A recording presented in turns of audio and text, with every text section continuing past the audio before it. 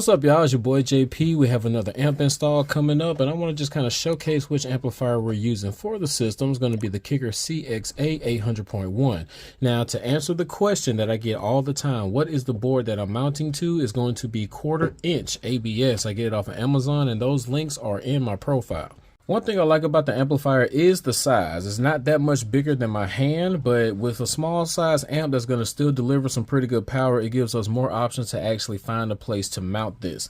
You will have the 4-gauge input terminals for power and ground, and then you also have the regular connections for the remote and positive and negative speaker terminal inputs right here. This amp is 1 ohm stable and it has a recommending fusing of 80 amps. Now, when you first buy this amplifier, the birth sheet on top says that it will provide 936 watts, but I actually seen Kicker run an amp dyno by the SMD amp dyno test on this, and they had some certified numbers that were actually pretty cool. At 4 ohms, it provided 367 watts. At 2 ohms, it was 647 watts, and at 1 ohm, it was 1038 watts. They also did another run of a dynamic burst, and we got 1407 watts at 14 volts.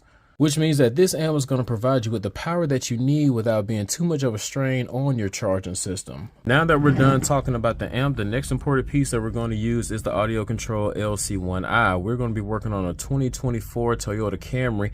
It does have the JBL system, so I feel like this is going to be our best way to get signal from our factory head unit or our factory amplifier to this aftermarket amplifier. This does have a factory sub, but it's not giving him enough bass, so what we're going to do is tap off of those factory subwoofer outputs, go inside here, and then we're going to output a low level signal. Now, since we're using the lc1i, we don't need to use a remote wire to actually turn this on, because we can use the GTO technology, which is signal sensing. So, and those speaker level outputs kick on and go inside of here. This is going to automatically turn on, and then we can use the remote output from here to turn on the amplifier. Some of y'all may be thinking, why does it have high level and low level on this side as far as the input? Well, not only is this a line output converter, but it's also a line driver. This thing outputs 9.5 volts of RCA output. You just love that radio and didn't want to replace it, but it only had like 2 volts of preamp output coming out. Plug that thing into here, put power and ground on this side, and you can get up to 9.5 volts of RMS on this side as well. Now, since we're going to be mounting this to the board, we're going to keep our RCA short and utilize the tspec 1.5 foot RCA just like we did on the last install. And since I have plenty of primary wire, we're just going to twist 2 pairs up and then make sure it's long enough to reach from this board where we're going to mount it in the trunk to the factory amplifier.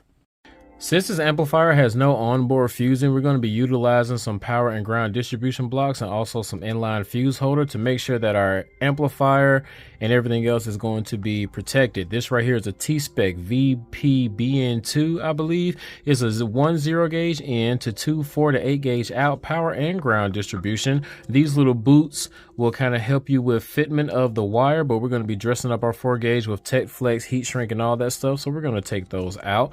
As you can tell, the 0-gauge goes in here for the ground, and then we also have these 2 bus bars that will be linked together by the mini A&L fuse. If you look at it, the metal that they use on this is really thick. We'll be able to handle all the current, and we do have some torque style, I think it's a T20 torque set style screws. Now, we're not just going to be fused back here on the amp board by the amplifier. We will have a tspec mini A&L fuse holder within 18 inches of the battery with a tspec mini A&L 80 amp fuse as recommended by Kicker Audio.